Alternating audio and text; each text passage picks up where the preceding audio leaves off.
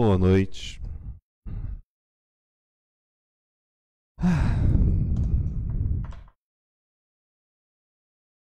Agradecer a Raquel aí por ter providenciado pra gente tão rápido esse louvor aí, sem o data show. A moça é uma benção pra gente. Hoje, como é o último domingo do mês, falei que eu tenho ao longo desse ano ter colocado esse desejo de estar falando sobre profecias messiânicas, né? Então hoje, como último domingo também, já chegamos final de abril, já um terço do ano já se passou. E esse salmo que eu escolhi é um salmo muito especial para mim. É o salmo de número 2.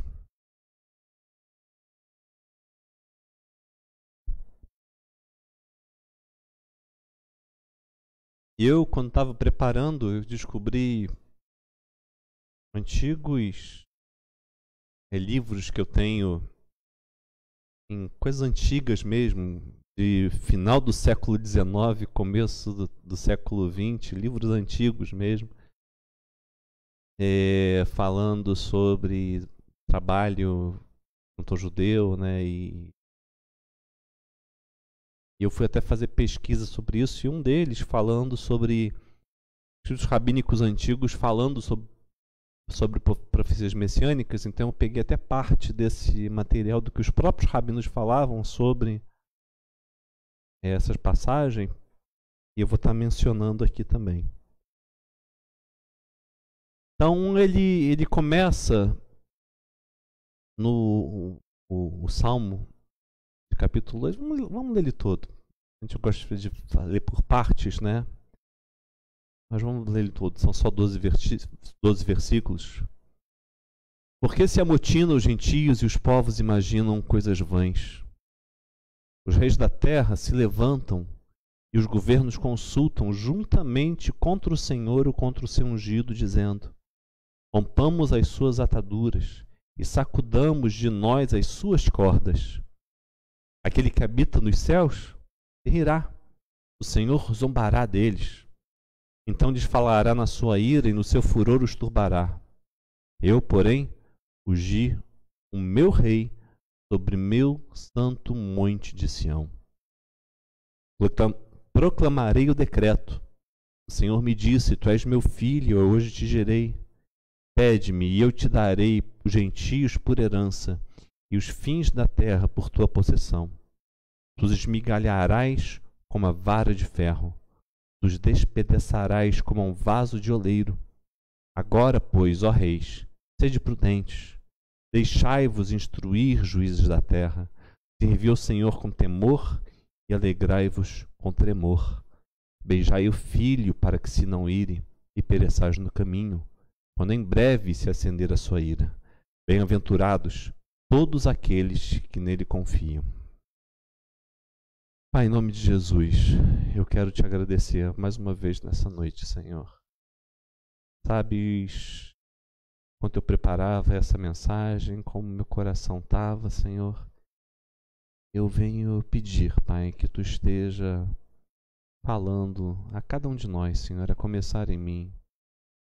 Usa-me, Senhor, mesmo que de forma imperfeita, para a tua honra, para a tua glória e para o teu louvor. Em nome de Jesus, Pai. Amém. Então, nos primeiros 3 versículos, a gente vê o que eu chamo do o motim das nações, né? A rebelião das nações, a rebeldia das nações. Eles, na realidade, se colocam contra, um versículo 2 fala, contra o Senhor e contra o seu ungido, que no hebraico é Mashiach, Messias. E ele começa com uma pergunta: por que se amotinam os gentios, as nações, e os povos imaginam coisas vãs? Qual é a intenção? Qual o propósito? E na realidade, essa pergunta já mostra, na realidade, a depravação humana, a ironia da depravação humana. Você vê planejamentos, conspirações, esquemas vãos, vazios, sem resultado. Por quê? Porque de que adianta se amotinar contra o Senhor? Qual o poder? Qual a capacidade? O principal dos anjos, né, Lúcifer, ele quis se voltar contra Deus e o resultado foi queda. Não existe quem possa se colocar contra Deus. Então é porque se amotinam, porque imaginam, planejam, fazem esquemas, coisas que não vão levar a nada. Por exemplo, Salmo 38.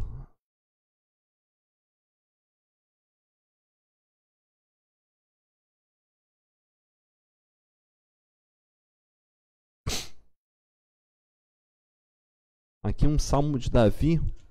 A gente sabe como Davi era um homem perseguido. E olha só o sentido da depravação humana no versículo 12. Olha, vamos ver até o versículo 11 para a gente ver. Os meus amigos e os meus companheiros estão ao longe da minha chaga. Os meus parentes se põem à distância.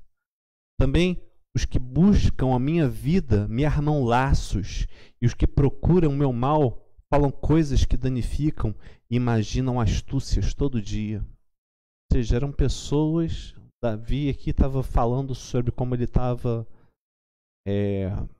abandonado, na solidão, uma pessoa que estava sem amigo, sem parente, ninguém por perto. E ainda tinham aqueles que armavam laços, armavam astúcias, como ele fala aqui. É só uma ventania, irmãos. Vento do Espírito que está se movendo aí. Se fosse chuva, a gente está seguro aqui também. Então, ele estava sozinho, desolado, e pessoas imaginando astúcias. Mais ou menos com que esses reis da terra, os gentios, as nações, os povos, se amotinando contra Deus. Davi era o rei de Israel e mesmo assim, mesmo antes até de assumir, né, mesmo já ungido, ele passou perseguições. Mas se Davi estava passando por uma situação dessa, a gente sabia que a solução, a força, quem o sustentava era o Senhor. Mas aqui, voltando ao Salmo 2, a gente vê esses que se colocam simplesmente contra o Senhor de uma forma realmente vã.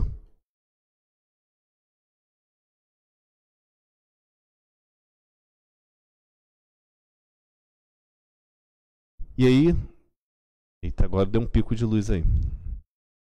Caiu a internet aí, Raquel? Não? É, com pico. E aí a gente vê no segundo versículo do Salmo 2, que fala assim: os reis da terra se levantam e os governos consultam juntamente contra o Senhor e contra o seu ungido, dizendo: rompamos as suas ataduras, sacudamos de nós as suas causas. Ou seja, quer se libertar do Senhor, quer se libertar de Deus, Criador. Só que as nações mencionadas no primeiro versículo, traduzido como gentios, as nações e os povos, eles estão sendo levados, liderados por quem? Pelos reis da terra. Vamos sossegar? Foi só a Silvia que saiu. Se estiver batendo porta também, amém. Não vamos nos desconcentrar, a palavra é aqui. Pode estar caindo pé d'água lá fora, mas agora a gente está aqui para louvar e adorar o Senhor. É Ele que controla o tempo. Então não vamos nos desconcentrar, por favor.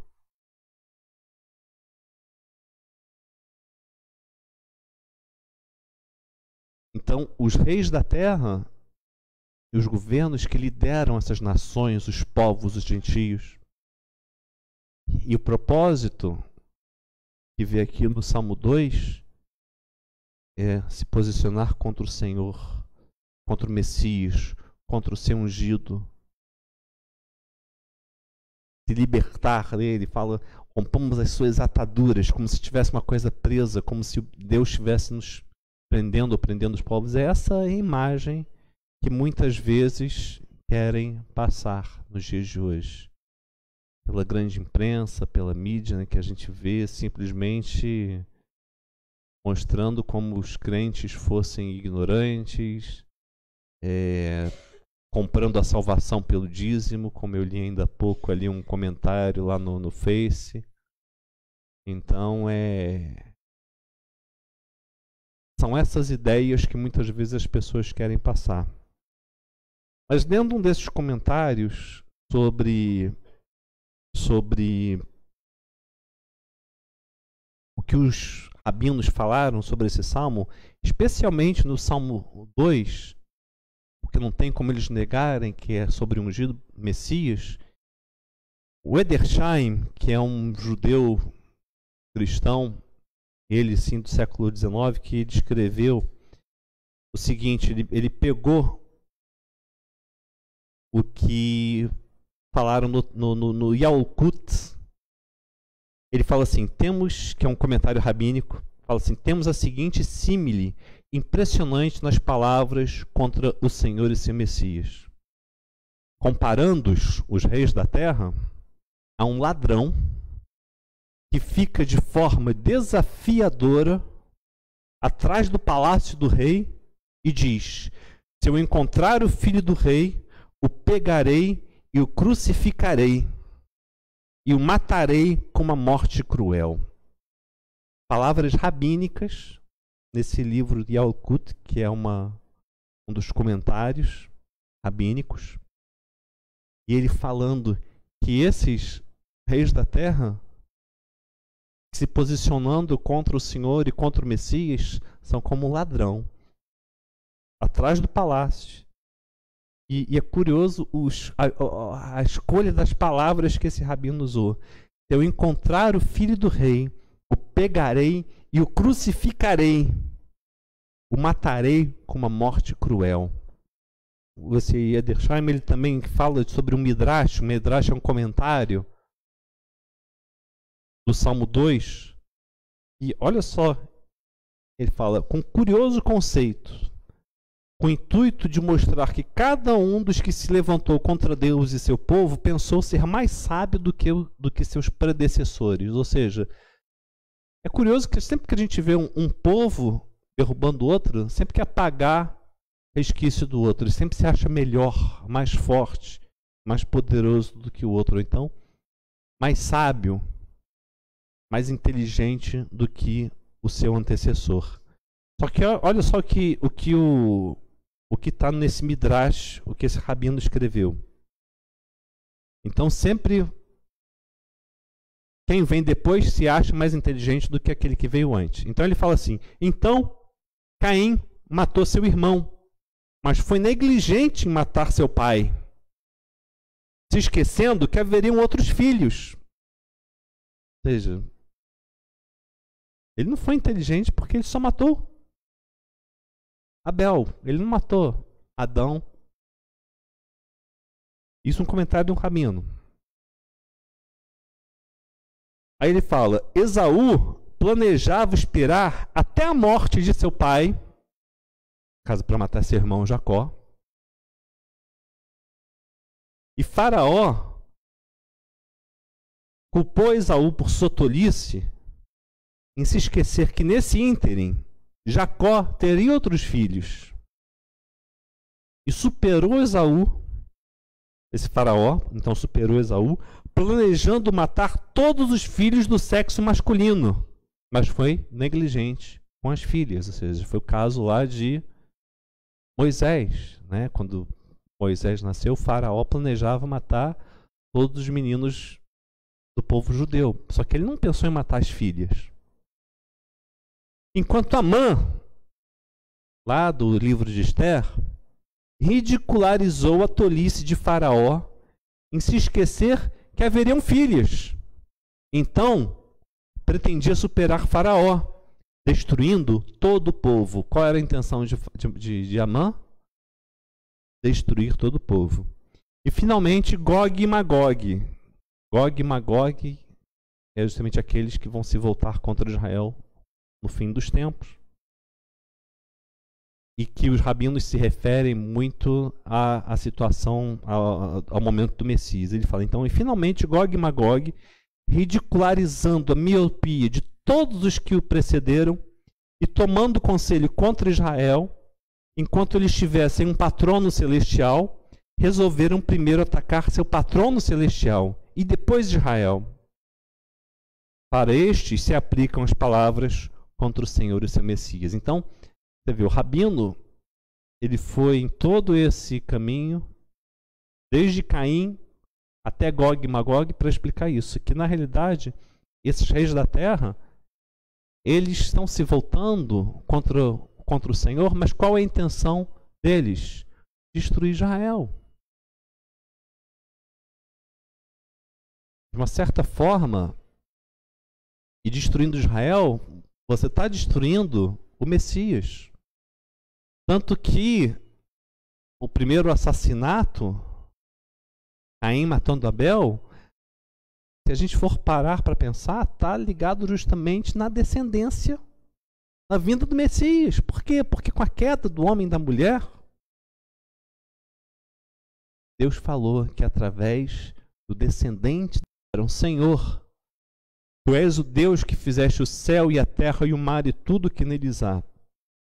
Que disseste pela boca de Davi teu servo, porque bramaram gentios e os povos pensaram coisas vãs. Levantaram-se os reis da terra e os príncipes se ajuntaram a uma contra o Senhor e contra o seu ungido. Porque verdadeiramente contra o teu santo filho Jesus, que tu ungiste, se ajuntaram não só Herodes, mas Pôncio Pilatos, com os gentios e os povos de Israel, para fazerem tudo o que a tua mão e o teu conselho tinham anteriormente determinado que se havia de fazer. Ou seja, na realidade, essa rebelião contra o Senhor e contra o seu ungido não é na situação de Gog e Magog. De uma certa forma ainda vai acontecer no momento do retorno do Messias. Mas ela já aconteceu, e aqui Lucas, quando escreveu Atos, ele reconheceu, achou necessário mostrar essa oração de Pedro e João quando tinham sido soltos, quando oraram, e que reconheceram que o Salmo 2 está se referindo a Jesus, porque contra ele se virou quem? Herodes, Pôncio Pilatos, com os gentios e os povos de Israel. Quem se voltou contra o Senhor Jesus? Todos. Não foi o povo judeu que matou Jesus. Foram todos. Fomos nós. Foi o nosso pecado que matou Jesus. E na realidade, qual é a intenção? Romper a atadura, se libertar do Senhor. Como se estar servindo ao Senhor fosse um jugo pesado. Servir ao Senhor não é um jugo pesado, pelo contrário. Estar longe dele é um jugo pesado. Voltando lá ao Salmo 2.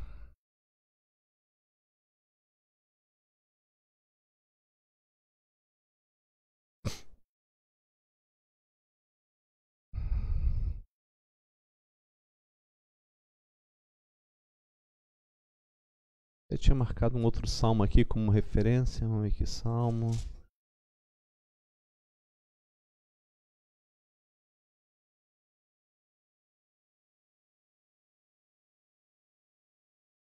Então, aqui, voltando ao Salmo 2, os primeiros 3 versículos, a gente vê então um motim das nações. E aí a gente vê, no versículos 4 a 6, a reação de Deus. Qual é a reação de Deus? Ele fala: aquele que habita nos céus se rirá, o Senhor zombará deles. Então lhes falará na sua ira e no seu furor os turbará. Eu, porém, ungi o meu rei sobre o meu santo monte de Sião. Caiu agora, né? Não caiu não? Com essa... Agora foi um pico de energia grande. Então aqui a gente vê que o Senhor irá deles. Porque é como uma criança pequena querendo às vezes acertar o pai. Não sei se o Lucas, ele às vezes fica querendo, mas às vezes fico mais naquela criança que o pai só segura assim pela cabeça e fica rindo até da criança tentar, não tem como. Então é o tipo de coisa que aquele que é todo poderoso como o Senhor, qual é outra reação que ele pode ter? Não rir, zombar. Inclusive, aí sim, essa outra passagem, o Salmo 92, olha só o que ele fala. Salmo 92.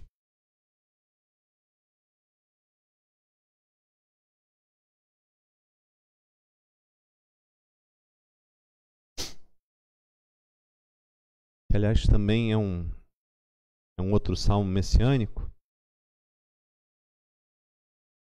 em que ele fala assim no versículo 11: os meus olhos verão meu desejo sobre os meus inimigos, e os meus ouvidos ouvirão meu desejo acerca dos malfeitores que se levantam contra mim. Então, é aquilo, o desejo do Senhor contra os seus inimigos vai ser cumprido. Podem se levantar contra ele, mas não tem nada que se possa fazer. Só vão receber zombaria do Senhor. Só que vai ter um momento em que ele fala assim no versículo 5: então lhes falará na sua ira e no seu furor os turbará. O dia do Senhor, o dia do juízo final, é um dia de ira, em que a misericórdia do Senhor vai chegar ao ponto final. É um momento em que vai ter o derramamento da ira dele. Mas ele fala: eu, porém, versículo 6, ungi o meu rei sobre o meu santo monte de Sião. A gente fez um estudo sobre montes. O Monte Sião é justamente o monte de Deus, né? E aí tem outro comentário aqui, e que os rabinos falam que o versículo 6 é aplicado ao Messias no Midrash, em 1 Samuel 16:1. É curioso que eles fazem comparações, né? 1 Samuel 16:1.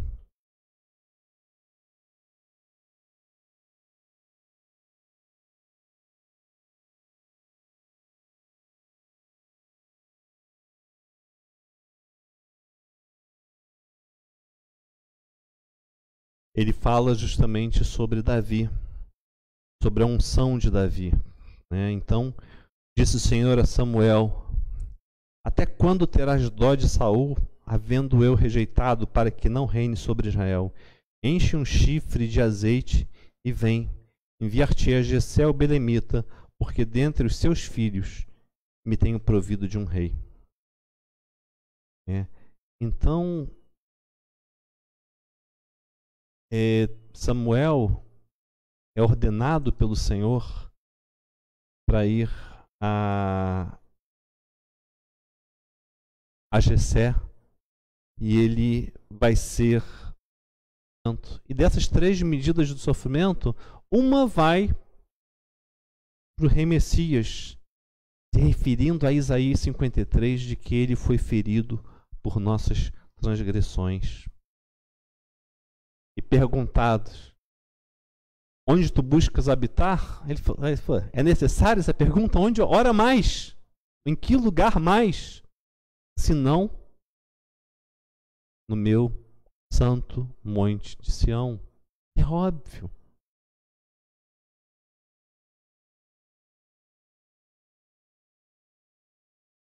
E aí, voltando lá ao Salmo 2, do versículo 7 a 9,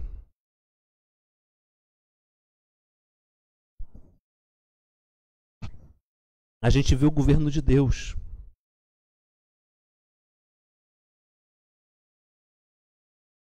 Proclamarei o decreto. O Senhor me disse, tu és meu filho, eu hoje te gerei. Pede-me, e eu te darei os gentios por herança e os fins da terra por tua possessão. Tu os esmigalharás com uma vara de ferro, e tu os despedaçarás como um vaso de oleiro. Então, é quando o Messias então é ungido rei, e aí ele proclama o decreto.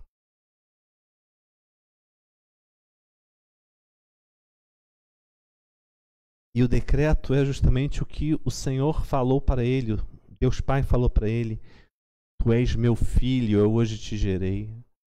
Aí vem aquela pergunta, se lá os testemunhos de Jeová, será que estão certos? Deus, Messias, Jesus não pode ser Deus porque ele foi gerado.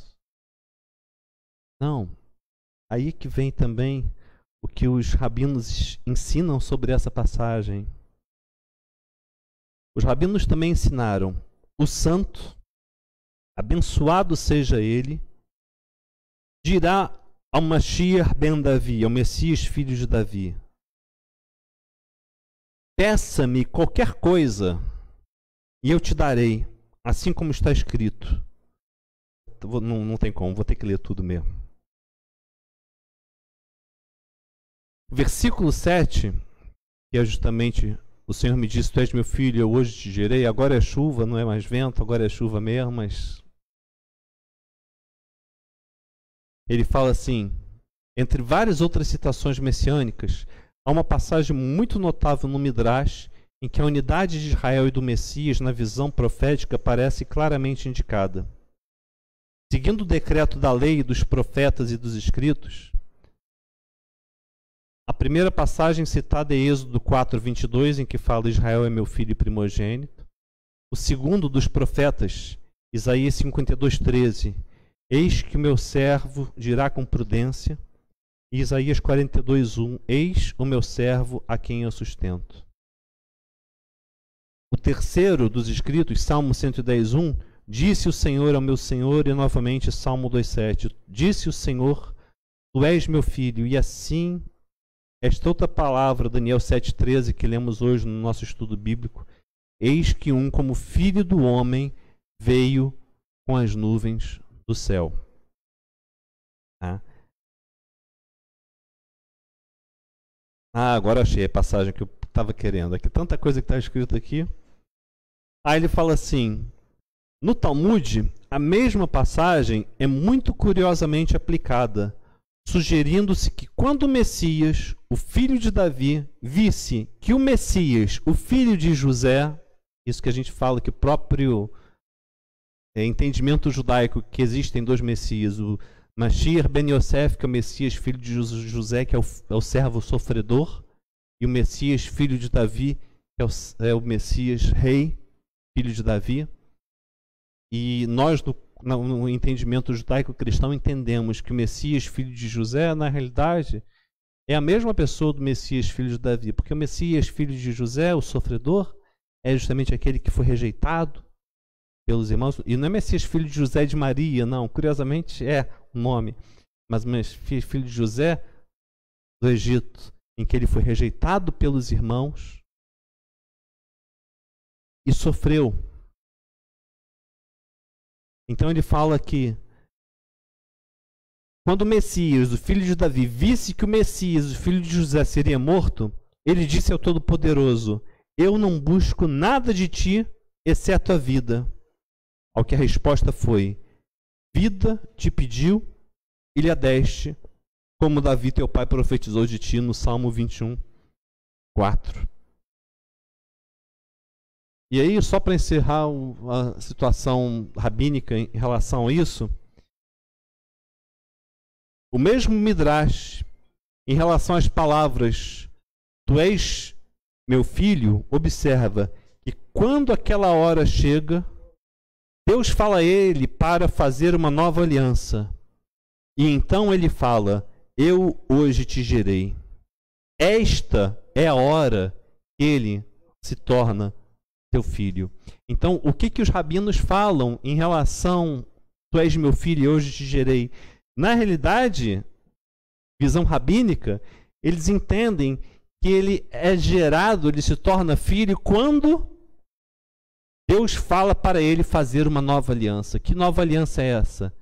Jeremias 31, que é justamente ele é gerado naquele momento. Não que ele não existisse antes, mas ele é gerado como filho no momento em que ele vem à terra, através do nascimento virginal de Maria. Eis que a Virgem conceberá e dará à luz um filho.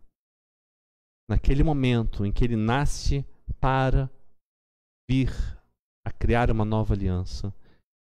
Então, que os próprios rabinos falam, quando aquela hora chega, Deus fala a ele para fazer uma nova aliança. Então ele fala: eu hoje te gerei. Esta é a hora em que ele se torna seu filho. Uma coisa muito forte, meus irmãos, poderosa. Não é simplesmente como os TJ falam: ah, não, ele é um Deus menor porque foi gerado, não é eterno. Não, Jesus é eterno. Ele estava com o Senhor desde a fundação do mundo.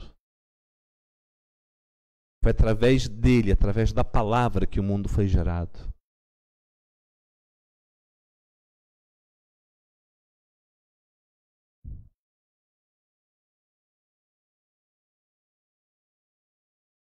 E aí a gente chega aqui no versículo 9,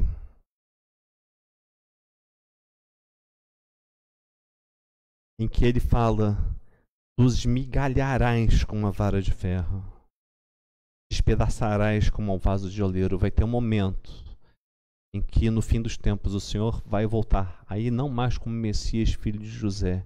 Ele vai estar vindo como Messias, filho de Davi, como rei, mão forte. Não agora como foi a mão forte, braço estendido para libertar do Egito. Não, mas dessa vez para esmigalhar aqueles reis da terra, os gentios, as nações que se voltaram contra o Senhor e contra o seu ungido. E aí sim vai ter aquele momento do Vale do Meguido, o Armagedon, em que, de uma forma final, a oposição contra o Senhor vai ser esmagada. E aí chegamos então na última passagem, em que a gente vê de uma certa forma a responsabilidade humana nesse momento, em que ele fala: agora, pois, ó reis, sede prudentes, deixai-vos instruir, juízes da terra. Ele já falou que os reis da terra se levantariam contra o Senhor e contra o seu ungido. Então ele fala nesse momento: sede prudentes, deixai-vos instruir. Não procurem romper as ataduras, não procurem se libertar do Senhor, mas pelo contrário, no versículo 11 ele fala: servi ao Senhor com temor, alegrai-vos com tremor. Ou seja, devemos servir ao Senhor com temor, mas com alegria também. E aí o último versículo, e eu já estou correndo agora, não só por causa do horário, mas porque eu estou vendo como lá fora está chovendo. Até a Raquel teve que sair da mesa ali, que estava chovendo nas costas dela ali. Mas esse último versículo 12, ele é muito marcante para mim por uma experiência da nossa família, em que ele fala assim: beijai o filho, para que se não ir e pereçais no caminho, quando em breve se acender a sua ira. Bem-aventurados todos aqueles que nele confiam. Meu pai conhece essa história, na realidade a minha tia, que já está na glória, agora ela, quando ela foi... Bom, quando eu cheguei dos Estados Unidos, ela me apresentava, curiosamente, esse aqui é o meu sobrinho missionário, mesmo como uma judia, me apresentava as amigas dela, judias, também como sobrinho missionário, sobrinho pastor. Ela não tinha vergonha, apesar de não aceitar a Jesus.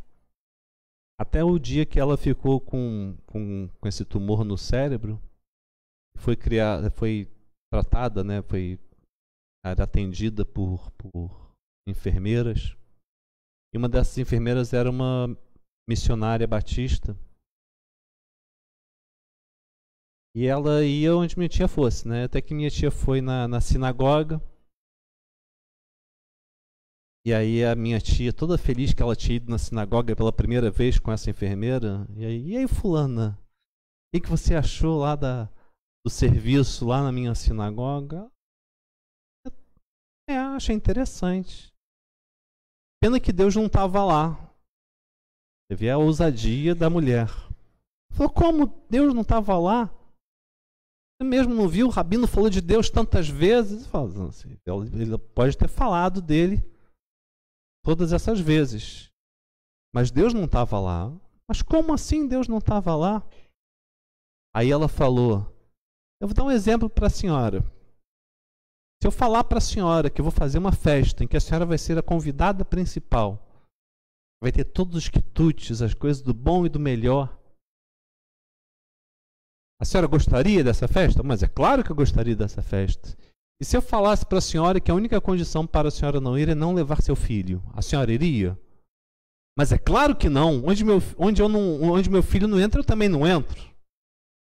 Pois é exatamente isso que fazem com Deus. Chamam Deus para ir lá no culto lá da sua sinagoga, mas não permitem a entrada do filho dele, Jesus. A minha tia ficou tão mexida com isso. A coragem que a gente não tinha para falar com tanta dureza, né? Ela, através dessa palavra, ela não dormiu, depois ligou para o meu pai, aí já é uma outra história. Mas somente dessa forma, dessa palavra dura, em que ele fala no versículo 12 aqui do Salmo 2, beijai o filho para que não se ire. É aquela história que a Alexia fala, né? Pode fazer qualquer coisa comigo, mas não mexe com os meus filhos não, que eu não me reconheço. Né? E aí fala, beijai o filho para que se não ire. É impossível se agradar a Deus sem se agradar do seu filho. É impossível agradar a Deus Pai sem se agradar de Jesus. E até com o final da história, essa minha tia acabou aceitando a Jesus também, né? E testemunhou para a família, mas até falavam que ela já era o tumor que estava tomando conta da cabeça dela, que ela não estava bem das bolas, mas ela, por um bom tempo, ainda continuou ciente, consciente do que pensava e falava. Realmente, só nos últimos 6 meses de vida que o tumor realmente deixou ela mais confusa. Mas o tumor que falaram que ela ia morrer em 6 meses, ela durou 3 anos. Então ela teve mais de 2 anos, pelo menos, ainda em consciência, testemunhando e mesmo assim não aceitando. Então, a responsabilidade humana é nessa. Reconhecer a posição do Senhor Jesus. E que somente Ele, através dele, é que a gente pode realmente chegar ao Pai. Não é como os católicos falam, e só se chega ao filho, né, através da mãe. É o contrário. A própria Maria reconheceu ao Senhor como Salvador dela. Então ela precisava reconhecer assim. E não é através de Maria que nós chegamos ao Filho. Se a gente já pode ir direto ao Filho para chegar ao Pai, a gente não precisa de outro intermediário. Jesus é suficiente. Ele é o nosso Salvador. E eu realmente fiquei espantado revendo esses papéis, dessas anotações, esses comentários rabínicos, sobre como, ao longo dos séculos mesmo nos escritos judaicos, tantas indicações de que Jesus é o Messias. E mesmo assim, o meu povo tem ficado cego à soberania do Senhor em escolher Jesus como Messias.